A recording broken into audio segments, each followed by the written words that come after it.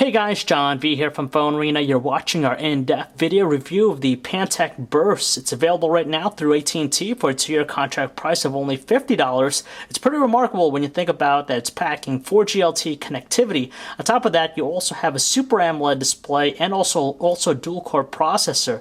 So let's find out whether or not Pantech has finally made a decent Android-powered smartphone for AT&T.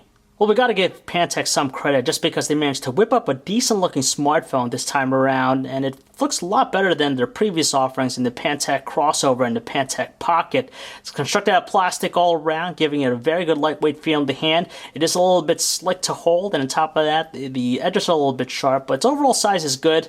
It tries to emulate the look of a premium handset just because the back cover might look like it's a metallic finish, but in fact it is a plastic cover, and overall it feels very sturdy. One of the other alluring things about the handset is its 4-inch WVGA Super AMOLED panel. So it's 480 by 800 pixels. Detail's not a problem, even with fine text, more than legible, very easy in the eyes.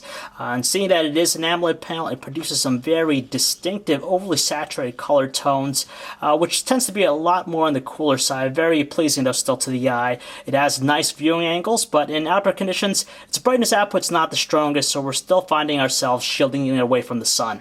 Below the display, we find the typical set of Android capacitive buttons. They're very close to the display, so we do find ourselves accidentally pressing them. While on the opposite edge, we have the earpiece, and you also have the front-facing VGA camera. Unfortunately, we're not fans of the flat-feeling volume rocker and dedicated power button. It makes it very difficult to feel out with our fingers, but at least their responses are pretty good. On its right edge, the only thing we find is just its micro USB port used for charging and data connectivity. Flipping it over, presented with a 5-megapixel autofocus camera. It has a chrome trim around it, a single LED flash. You have the speakerphone notch right here. Removing the back cover is easily accomplished. Just yank it off. You're given access to its battery, the micro SIM card slot, and micro SD card slot. It comes packed with 16 gigabytes of internal storage. So here we are with Pantech's custom UI running on top of Android 2.3.5 Gingerbread. No ice cream sandwich, no word yet if it's going to get the update for that. But nevertheless, it's still likable depending on your taste. It has all the qualities you expect with any Android-powered smartphone. Deep level of personalization thanks to its various widgets. It also kind of emulates what you find with HTC Sense, meaning if you turn it off, turn on with the unlock screen, you get this ring here. You could unlock the device, you could click and drag the icons towards the middle, you could open up the web browser or the music player, all directly from the home screen, which is pretty nifty. Aside from that, the overall style, a little bit on the cartoony side, but hey, it's colorful, nice, and still has everything you like about Android. For its pricing and all, we're surprised to find the handset packing a dual-core 1.2 GHz processor, and for the most part, it does offer a pretty responsive performance. You can tell even with the live wallpaper, something a little bit more processor intensive, it's able to handle it, though you do notice some evidence of slowdown or lag every now and then, just like right here in the app panel, which is a little bit strange, just because with the benchmark test we ran, it puts up some amazing results close to what we found to the Galaxy S2, and for other tasks such as opening up applications, kinetic scrolling, pinch zoom in, it's pretty smooth, and overall we're content with it. Naturally, if you happen to live in an area that has 4G LTE connectivity, you'll make good use out of the handset. But in our case, we only have HSPA Plus connections. We do find upload speeds to be good, much like any other HSPA Plus device, but download speeds tend to be a little bit slower.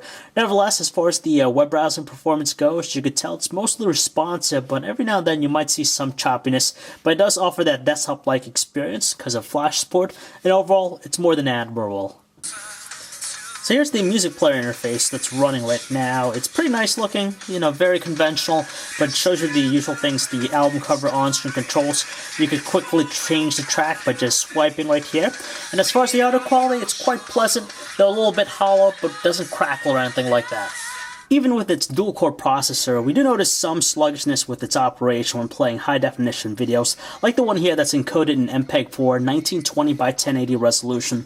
Of course, the Super AMOLED display makes it very nice looking, but we do notice some delays in just its overall operation. It's not terrible, but lower quality videos tend to work much better. Right off the bat, one of the main problems we have with the camera is 5 megapixel autofocus camera is that it takes way too long to snap photos, and there's also a 2-second delay between each shot. As far as quality is concerned, it's rather disappointing just because details in outdoor sunny conditions tend to be soft, and there's this prominent greenish hue with its color reproduction, which is most evident indoors under artificial lighting. Meanwhile, in low lighting conditions, there's a lot of graininess, and the LED flash fails to even illuminate the shots properly. Furthermore, there's nothing pretty to say about the handset 720p high-definition video recording because honestly, it's far away from being high-definition anyway. For starters, it captures video at the rate of 19 frames per second, so it's very choppy with its movement. Details are rather faint-looking and almost at times grainy as well, and also exhibits the same greenish hues with its color reproduction, and the audio recording is a little bit distorted, so there's nothing really pretty about it. Color quality could have been better with the handset, just because with the earpiece, its volume output is rather weak, and on top of that, we had to combat the crackly voices we heard through it. On the other end line, our callers did say our voice has this slight hiss to it, and when we switched to using the speakerphone, its volume output is good, but again, it's plagued by the same crackly tones.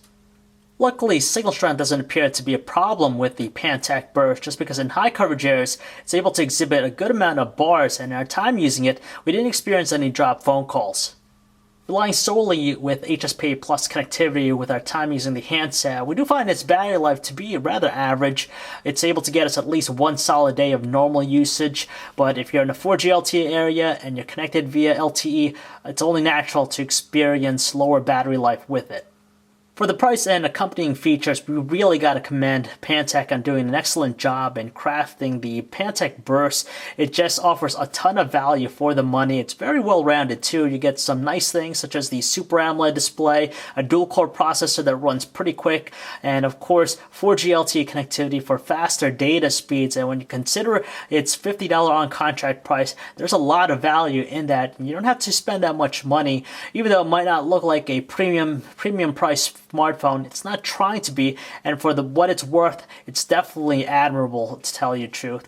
So if you'd like to learn more about the Pantech Burst for AT&T, you can check out our website, guys, PhoneArena.com. This is John V. As always, thanks for watching.